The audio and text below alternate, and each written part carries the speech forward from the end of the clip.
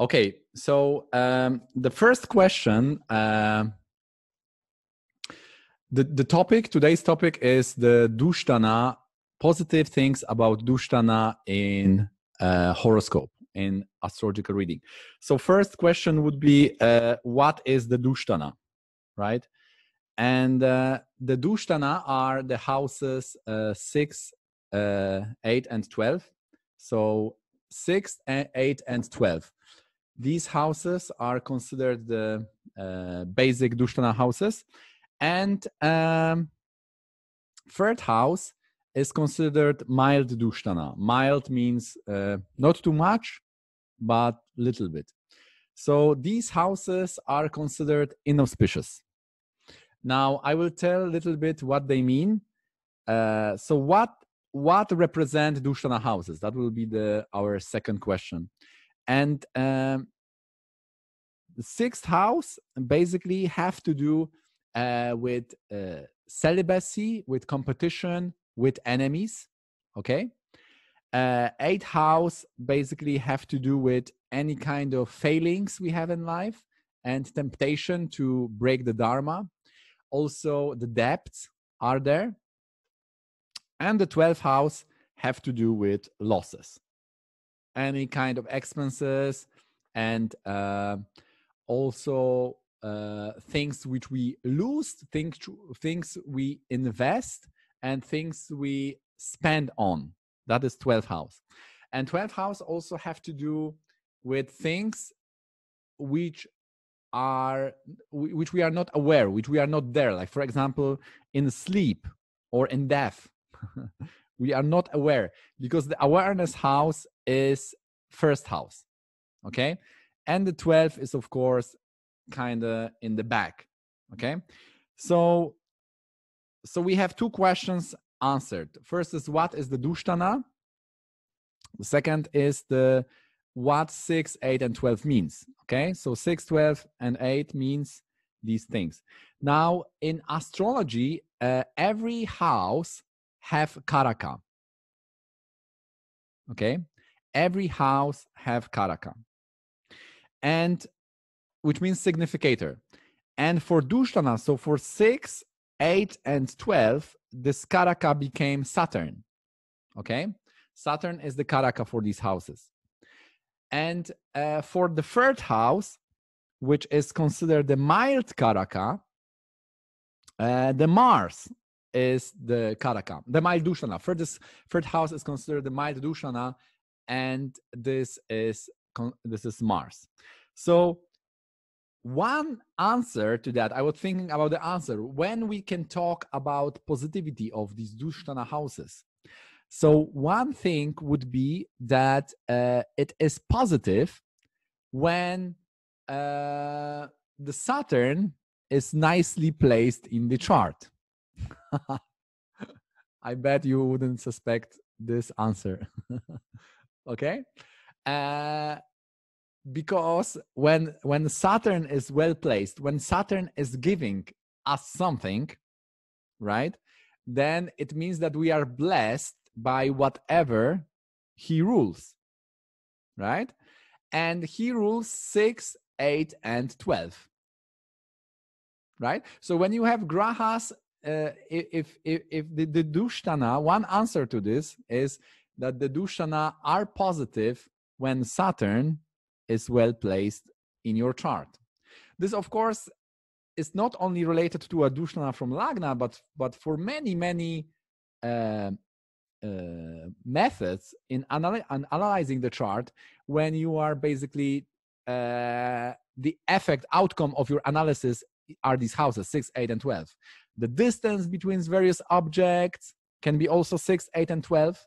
Then you are also looking for a Saturn, right? So when Saturn is positive, then basically the 6, 8, and 12 can be good. Okay, this is one answer to this.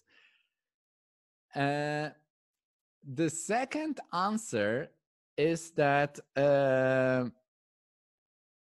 the second answer would be that when benefics are related to dusthana, they are also good for the dusthana.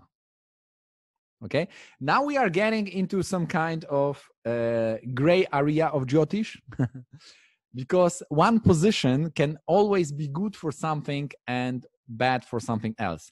So for example, if you have benefics in dusthana, this may be not good for the benefics and its lordship, but it can be good for the dusthana itself, for the house.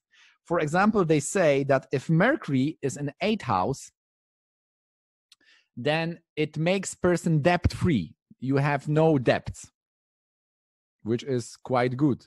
But if that same Mercury is afflicted and badly placed, it can create some hormonal problems. It can create financial issues from other sources. It can create health issues. And so benefics in dusthana can create a lot of health issues. Jupiter in 8 or 6, especially if when it's retrograde and afflicted by malefics, can even kill person. Parashara says in his Arishta Adhyaya that if Jupiter is Vakri and aspected by 2 malefics, the child will not live long. So it is so serious. When Jupiter is afflicted in 6 or 8, this is quite problematic. Moon also, when Moon is placed badly in dusthana, this can be so severe that the person may lose one kanda of Ayush. So 1/3 of longevity can be lost, according to Jaimini Sutra. Okay? So that is the thing. Now I wanted to make a point that benefics, first point was when Saturn is strong. The second time when these dushtanas can be good for you is when benefics are placed. For example, when 6th house have benefics, this is a nice example. When 6th house have benefics, then automatically it became upachaya house and not dusthana. Okay? Because upachaya is 3rd, 6th, 10, and 11. And these are houses of growth. So if 6th house has benefic, then it is automatically a good house. It's house of growth. Okay? It's not house of problems, of enemy, and so on. So what are other situations when the dusthana can be good? So one was we have Saturn strong. That was one answer. Could be one answer. Second answer was that benefics are related to a dusthana. They can bring the good things about dusthana. For example, they say that if you have 8th house related to Sun, Moon, or Jupiter, to a Sattva Guna planets, then you also may develop some kind of spiritual vision. It can give you esoterics. It can give you some spiritual blessings, especially if it's connected to the 5th house. It can give you, this blessing can be in the form of knowledge. If this is again related to the 12th house, this may be related to astrology, to Jyotish. So benefics in the 12th house, Venus in the 12th house is also kind of blessing. I mean, there are many perspectives you can judge that, but they say that Mercury in 8 and Venus in 12, this is very good for these dushtanas, right? Because Venus and 12th house is all about relationships. So if Venus is in 12th house, you basically don't have problems in entering relationships. Also, when Venus lords the 12th house, it may be too much. It may be too much. When Venus is influencing 12th house in the from Lagna, it can be too many relationships. Okay, so we have that benefics related to a dusthana. Now, the next point, next question would be what in which way these dushtanas are benefic. What happens? What happens when they are benefic? So when sixth house became benefic, basically you are a person who is enemy-less. You don't have any enmity. I think it's for Jupiter in the sixth house, they say. I think Prashna Marga says that. If you have Jupiter in the sixth house, you don't have enemies. Okay? So that is for Jupiter in the sixth house. And sixth house also have to do with community. This is very important. If you have affliction to a sixth house, you may have problems with community. Mars in the sixth house, any affliction, especially if benefic is afflicted in the sixth house, then you have problems with community. So if a sixth house is good, what we have good? Community, also habits. Habits are very good. Memory, this is also sixth house. Digestion, okay? And that you don't have any enemies. Also, very important, job situation is very good, okay? If your sixth house is nice, your job situation is good. If you have sixth house afflicted, maybe you should consider going into a business, okay? So this is sixth house. Community, habits, memory, digestion, enemies, job. Okay? I hope this gives you a good list. And eighth house. Now, eighth house. Eighth house is the house which basically sustains the marriage. This would be the very important part, right? So it makes your marriage very stable. And also it makes you debt-free, as we said, debt-free, right? You don't have any inheritance issues with eighth house. So inheritance is also important. Diseases, right? So you are free of disease. You are healthy, basically. And one thing is that you can wake up early. You can wake up early. Yes, also Saturn in the eighth house gives long life, for example. Wake up early. Yeah, so wake up early, healthy person, debt-free, good marriage. And, you know, I don't know if, tell me who knows that. I think that no one knows that. Please tell me. I mean, not many people are knowing that eighth house also shows us. Okay, eighth house also shows us, shows our this would be subconsciousness. Okay, because in natural zodiac, Aries and Scorpio, they are loaded by the same planet, Mars. Therefore, both ascendant and eighth house, they are two aspects of ourselves. Okay, so eighth house also shows how we transform. Okay, fourth house is very conscious, I would say. Fourth house is very conscious. Subconscious is more related to 8 and 12. D27 is the chart of subconsciousness. Okay, now when the 12th house is good, what I mean, when the 12th house is good, what it means?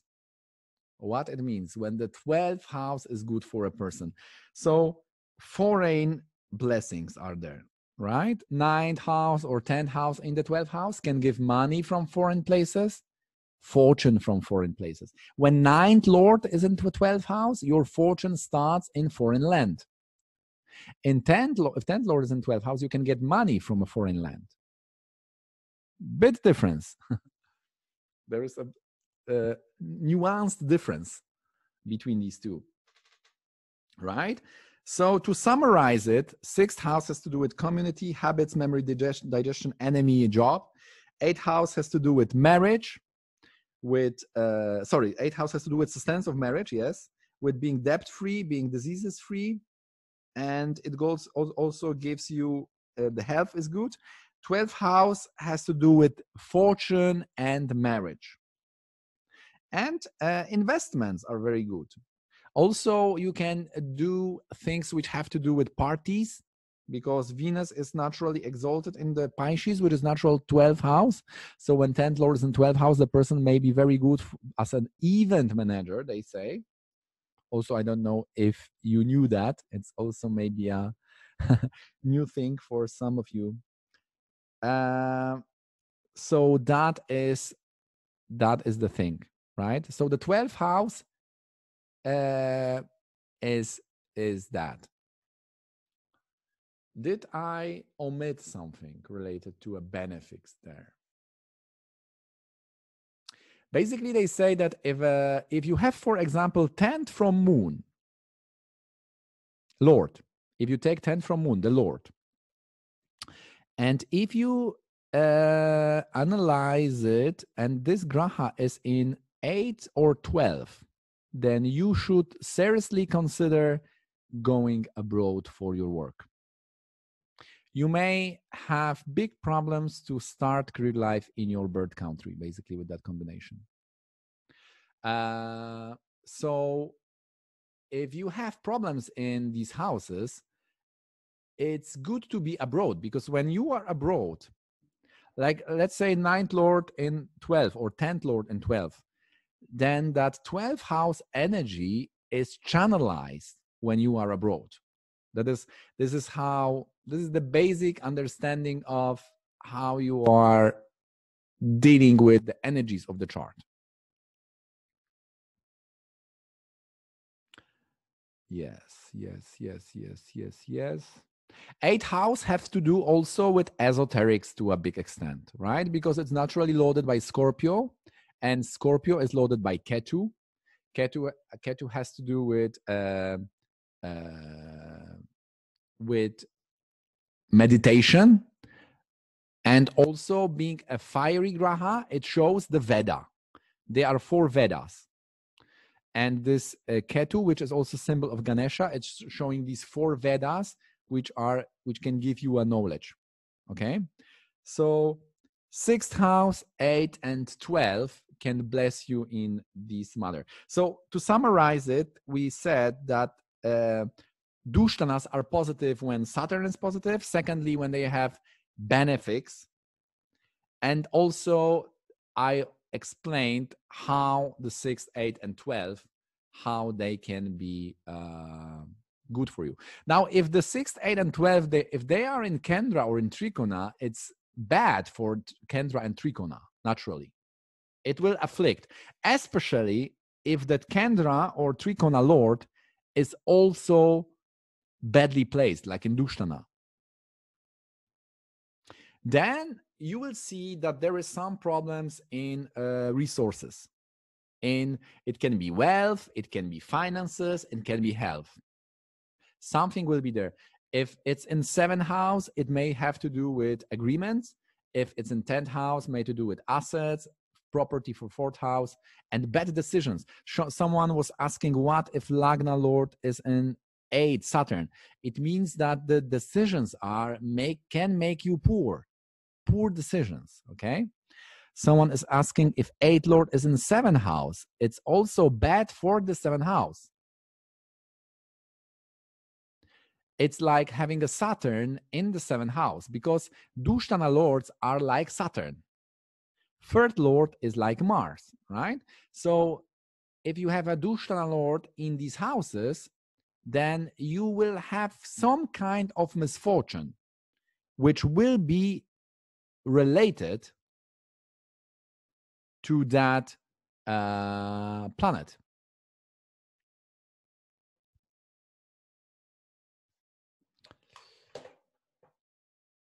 Yes.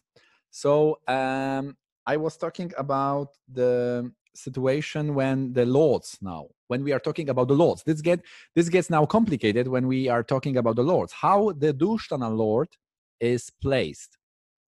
So inevitably, it is bad for the house it's placed. For example, if you have 8th lord or Saturn related to 1st, 5th, or 10th, it will give you loss of job in that dasha. When the dasha of that planet will come, you will basically have end of job or end of career, depending how strong it is. Okay. Now, if it's in the 1st house, it may be your decision. If in the 5th house, may to do with people. If in 10th house, may have to do with company or assets. So if a dusthana lord is in the 7th house, some kind of partnership may be also a problem for you. Okay. It may be relationship problems. It may be the quarrels all the time. It may be delays. Now, it's depending on where the Venus is placed, for example. If that combination, if it's in 12 from Venus, it may be hard to get married. If it's in the 2nd from Venus, it may be problem with sustaining the marriage. Okay, so 6, 8, and 12 and the lords. So lords of 6, 8, and 12, wherever they are placed by rule, they are afflicting the house. And this is more problematic when the lord of that house is also badly placed. Okay? Then it is even worse. Now I want to tell you one other nice rule. One other nice rule. When the dusthana lord, for example, let's take Aquarius Rashi, and let's take the 8th lordship of Aquarius will be Mercury, right? And Mercury will be also 5th lord. So they say that whatever Mercury is doing, it will have problems of 8th house related to the 5th house. So this is very nice. It's quite simple, but it gives you that simple understanding, this basic understanding of the chart, that the 8th lord, basically, 8th lordship of Mercury for Aquarius ascendant is afflicting the 5th house. So you may have problems with children related to the 8th house. Okay, whatever it may be. So this lordship, which is joined, it affects each other. For example, for Gemini Lagna, Jupiter is 10th lord and 7th lord. So 10th and 7 all very often in very basic understanding, on very basic level, they are connected. So for example, you may have business. Gemini people are very business oriented people because 10th and 7th are together. They are very aware of contacts. They have many contacts in life. So you can understand the basic nature of signs better. This is very interesting by understanding the joint lordship of planets. For example, let's take the Taurus, Vrishabha. Vrishabha ascendant has 2nd and 5th loaded by Mercury. Okay, so this gives you a situation when 2nd and 5th are connected. This is very good, for example, for stock market, because 2nd, which is wealth, and 5th, which has to do with speculation, they are connected. This is also very good to have wealth from 5th house. So Taurus people, they can have knowledge about wealth, right? So you can get better understanding of a nature of signs by knowing which lordships are connected by one planet. For example, for Gemini Lagna, 6th and 11th are joined by Mars. So these people may have problems with friendship right? 6 and 11, friends can become enemies. And this is Mars especially. So if this Mars is badly placed, for Gemini Lagna, this may happen.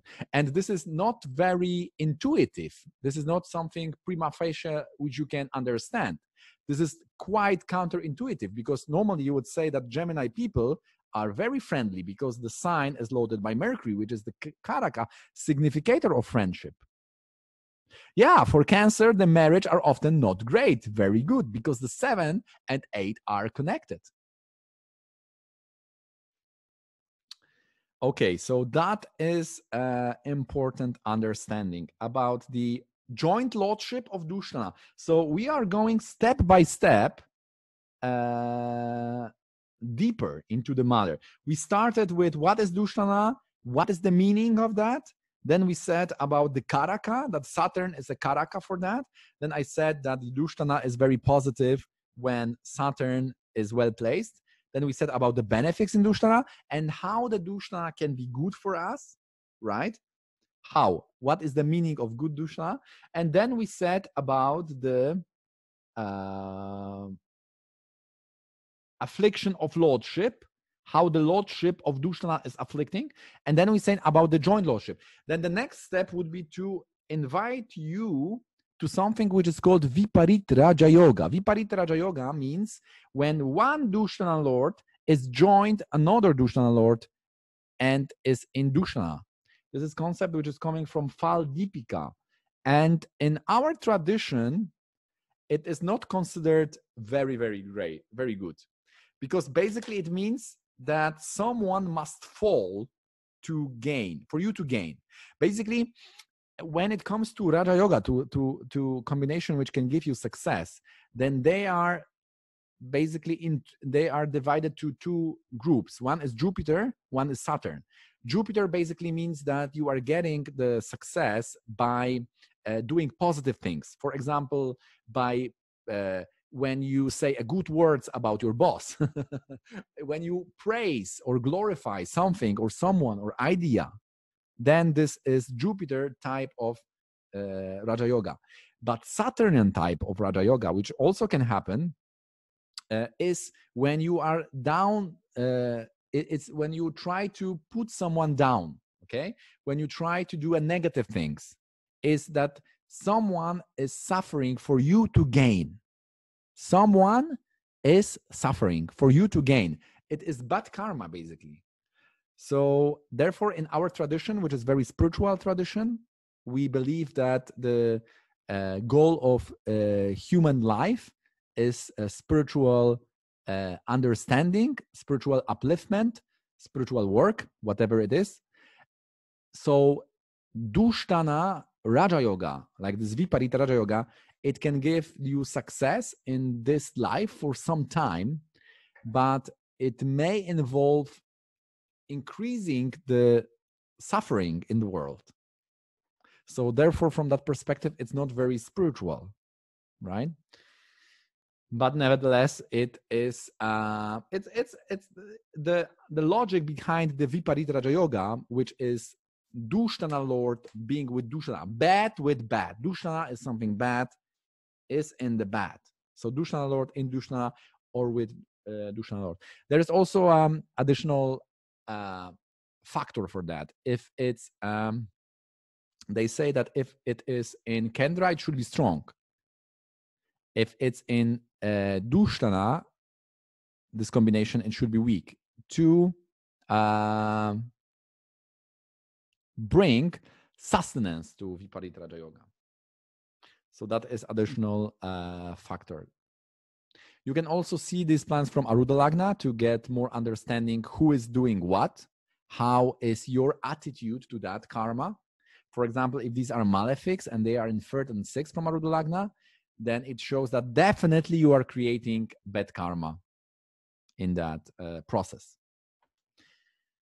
Okay, so dushtanas, which are showing something negative, is like Saturn. And you know this through that dusthana energy, you are basically, you can lose something bad too. You can lose, you can transform. For example, if you are sick, then the transformation power of the 8th house can help you to get better. And therefore, this the spiritual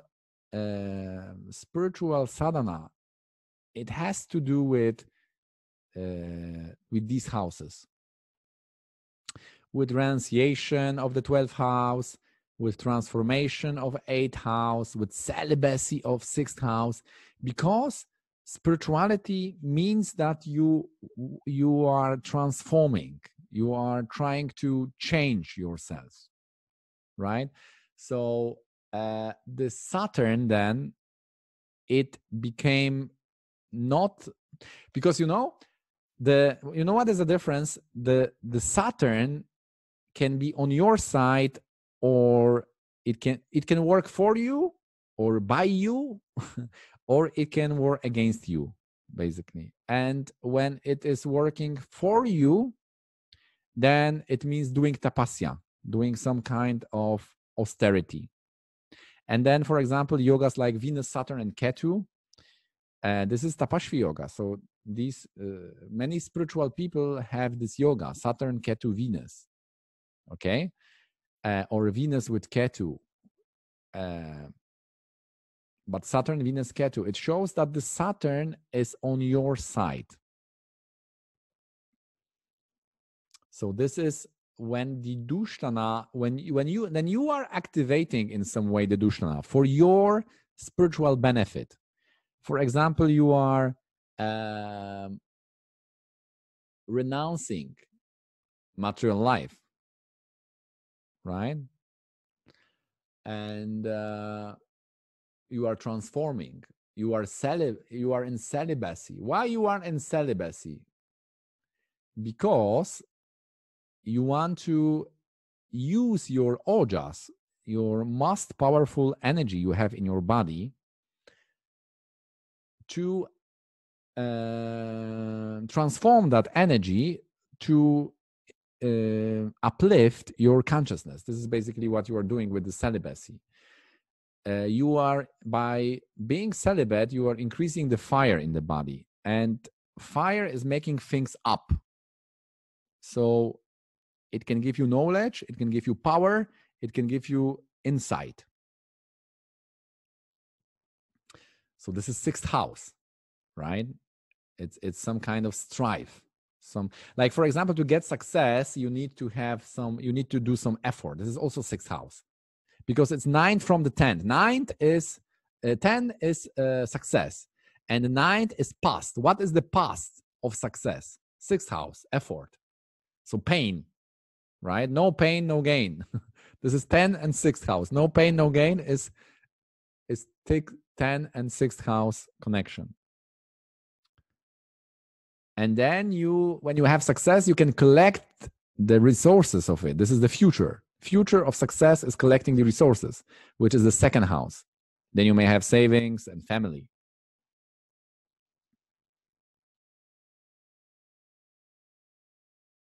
Okay, I think that would be a good summary of these houses.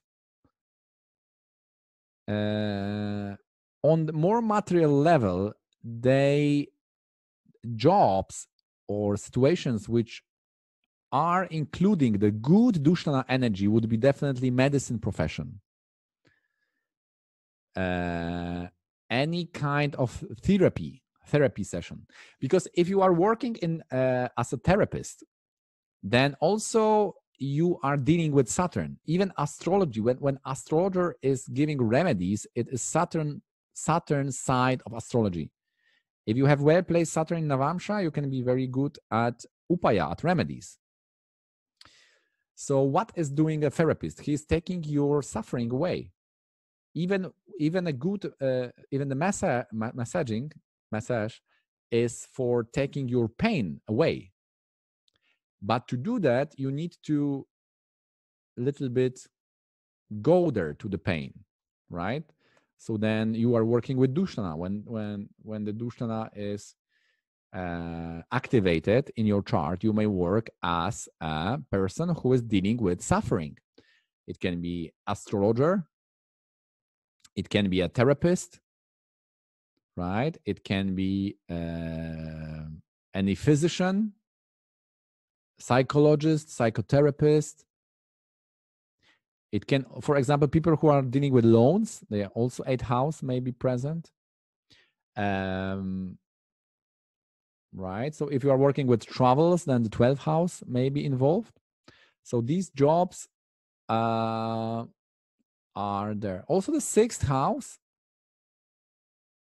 you will notice that many artists, they have 10 Lord in the 6th. This is also a nice secret, because they are working with transformation and they are trying all the time to, it's hard work. 10th Lord, therefore, many artists are having financial problems in the beginning. This is because of this 10th Lord in the 6th house. And they can get famous. So when 10th Lord is in the 6th, the situation is that person will have financial problems. They are focused on transformation and they can get famous. This is the results of 10th Lord in the 6th. Okay, what else would be there? 4th Lord is not good to be in dusthana, definitely, because it is very fragile. 4th Lord is like a moon. So it is like, it's showing something very emotional, right? It's very fragile house. It's showing your mind, manas. It is showing your consciousness to some extent, because some will say, no, 5th house shows consciousness, chitta. 9th house also shows consciousness. But the 4th house is showing the mind, definitely. It's the house of manas. It's how, it's also the leftovers of upbringing. So what stays in your mind after your relationship with your family and after your upbringing? This is a 4th house. So a 4th house, a 4th Lord is in the dusthana. This is not good. Also not good for marriage, especially for men. Not good for marriage, because it gives problem to a situation at home. So whenever you are at home, you are not feeling very well. Like, for example, I have Mercury in 4th house. So my problem is that I'm doing work from my home. Even now, it's Friday, and I'm sitting at my home, which should be place of solace, right? Place of relief. It should be a place of when you are getting peace. But I created Mercury there. So it's like doing office in your home, right? This is a Mercury in the 4th house. Can be like that. It's also good for having a pet together with your partner if you have Mercury in 4th. So the planets in the 4th house can show you what you need to do to have good relationship, because it's what makes you happy also in a relation. What is your home about? So now if you have that 4th Lord badly placed, like in 6 or 8 or 12, then it's you can lose money in property, you can have legal issues related to property, and many such things. Okay, so that would be it. Also, Lagna Lord, the ascendant Lord, should be strong in Kendra Kona. That is nice. When ascendant Lord is badly placed, like in dusthana, it can make you very intelligent, but you may commit some stupid choices in life. So understanding of intelligence also can be quite complicated. Yeah, like Lagna Lord in 12th house. It's you are undermining yourself. You can be too giving. You can be self-sacrificing. You are losing yourself. You don't know who you are. And you can commit bad decision. Even you can be very intelligent person. You can have other yogas in the chart, which shows that you can be very good teacher. For example, if you have 5th house nice, 9th house nice, if Jupiter is nicely placed from Arudha Lagna, people will tell, wow, this is very intelligent person, very good, very intelligent. But somehow their choices in life will be poor. Can be such situation. These people may go into troubles very easily. Now, how they go in troubles will depend on the planet, but that will be the situation. Okay, everyone, I think that's a good part of knowledge. Do you have any questions? Short, like let's say 10 questions. Someone was asking me to give a floor for questions. So if you have any nice questions, can I somehow, what is that? Let me see. Questions from your viewers will be shown here. Okay, but here there are no questions here. Why? I don't know. Okay, what is that? I don't know. What is that? Go live with. Okay, I don't want this. This is okay. Okay. I don't want that. Okay. Let me see. Bipin is asking the questions all the time, so I think we can give floor to someone else. Let me see. Gautam Ash is asking, my Mercury Lord of Ascendant Virgo in D10. We are not discussing D10 in 6 in Aquarius. Career, No. When in D10 it works differently. The 6th house is not bad in the Shamsa. When Lagna Lord is in 6 in the Shamsa, if your Dashamsa is properly rectified, because you know the Dashamsa is changing every 3-5 minutes.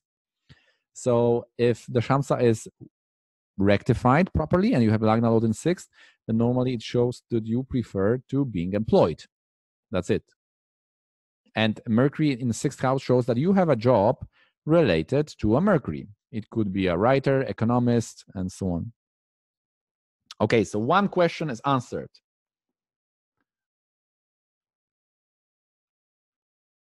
Let's go to the next question. Is natural malefic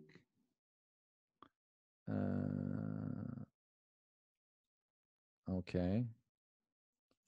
I think we have to end soon because I have get some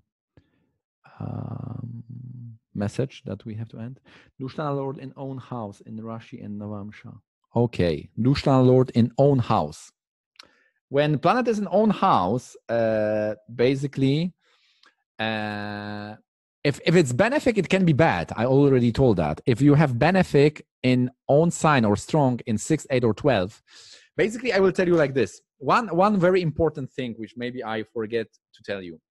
The dushtanas are like doors through which something bad happening comes to your life. Okay? Kendra and Trikona are the doors through which something good comes to your life. This is very important to understand. Okay? So, if you have benefic in Dusthana, it means that the guard is very weak.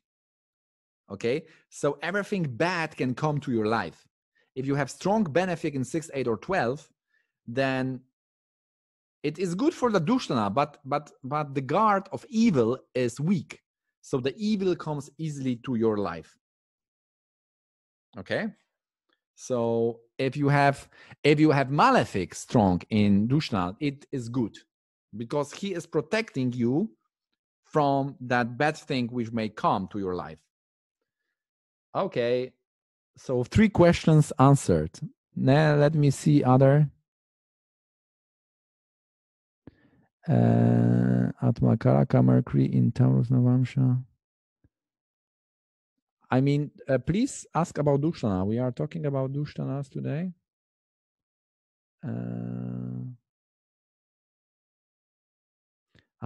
Is natural malefic by condition like Mercury and Moon also too good in dushtanas in Jupiter house?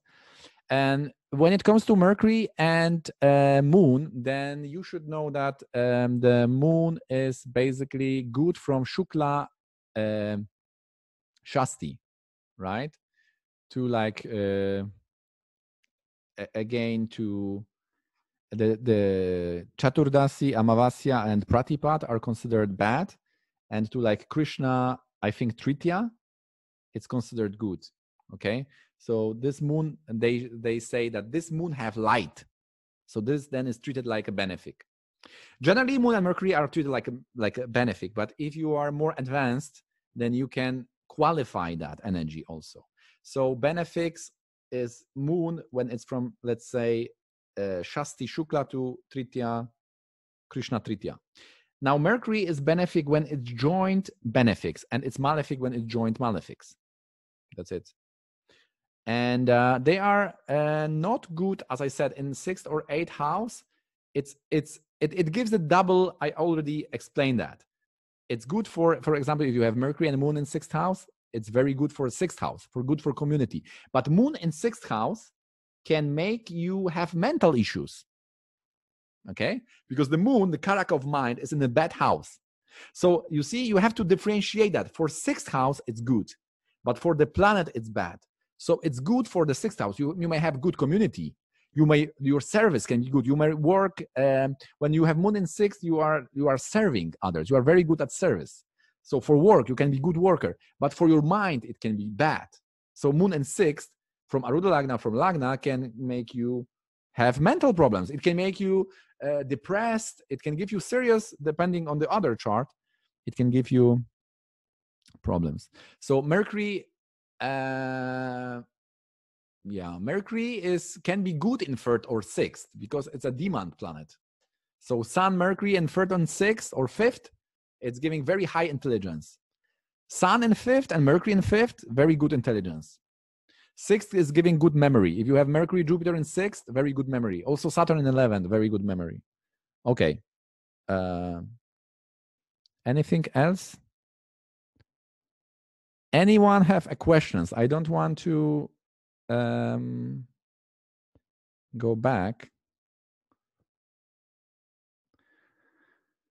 Benefic dusthana Lord in Kendra. Benefic dusthana Lord in Kendra.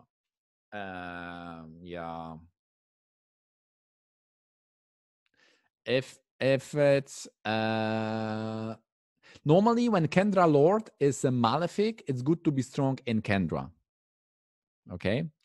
When it's strong in dusthana, it's bad. When malefic is in Kendra Lord and it's in dusthana and it's strong, it's bad. It should be strong in Kendra. There is a lot of rules for that, but that is one rule. Because there is also other rule which says that malefics in dusthana should be strong. But the exception is if they are not lording the Kendra. Now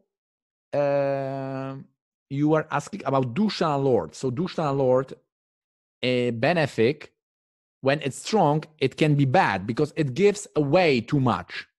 So you may work, you may do something for free, for example. Okay.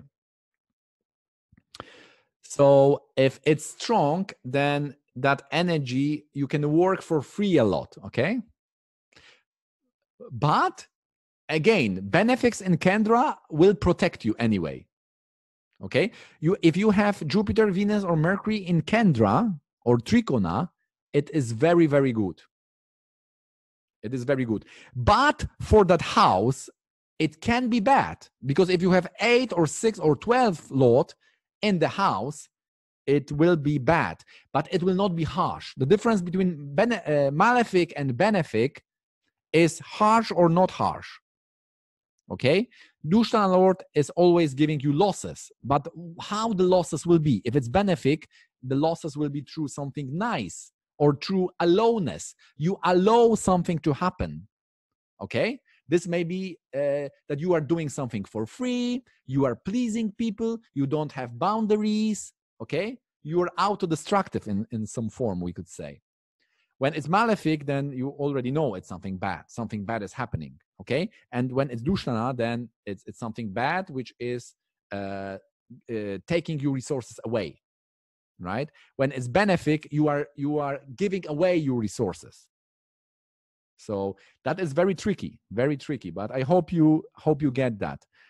Basically, Dushashana Lord in Kendra or Trikona is always bad. For that house.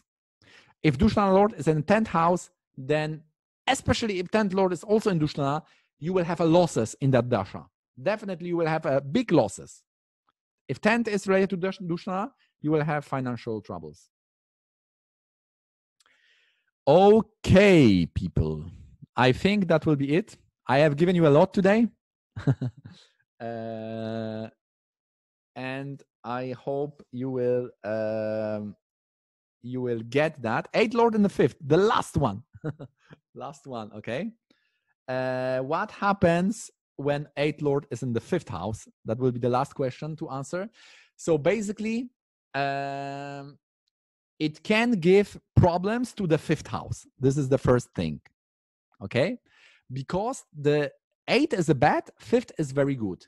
But for the knowledge, if the planet is having a sattva guna, if there is sun, moon, Jupiter, it can give you a spiritual type of knowledge. You can be, so 8th Lord in 5th house, very often many astrologers have that yoga, okay?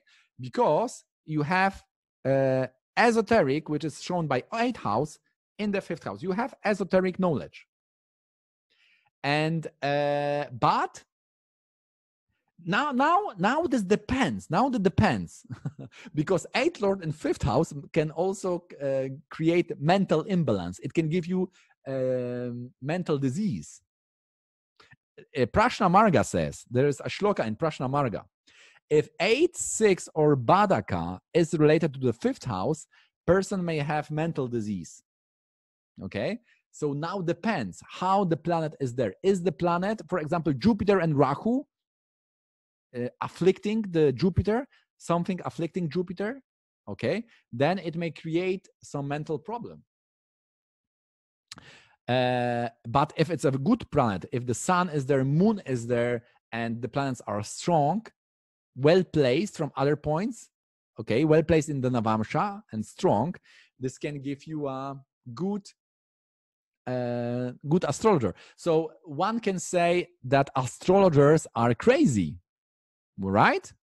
It can be like that, because if you think about it, they are going to the 8th house area of life.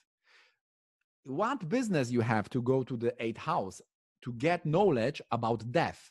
Why you are on earth thinking about getting knowledge of death? This is 8th Lord in the 5th. You have knowledge of death. So it can, if you have no sattva guna, if you don't have mantras, if you are weak, it can make you crazy, right? So therefore, astrologers are doing mantras to get protected from the karma of clients. You can do a Narayan Kavacha for that, for example. Okay, so we talked a lot. We talked about the planets in Dushashana, 6, 8, and 12, karaka of them being a Saturn, how to know that these planets will be positive. We talked about when the Dushashanas are positive and what means when they are positive. We talked about lordships of Dushashana, how the lordship in 6, 8, and 12, how they are making things good. We talked about viparit Raja Yoga. And on the end, we answered a few questions. Thank you a lot. And I wish you have a nice weekend, guys. Ciao. Namaste.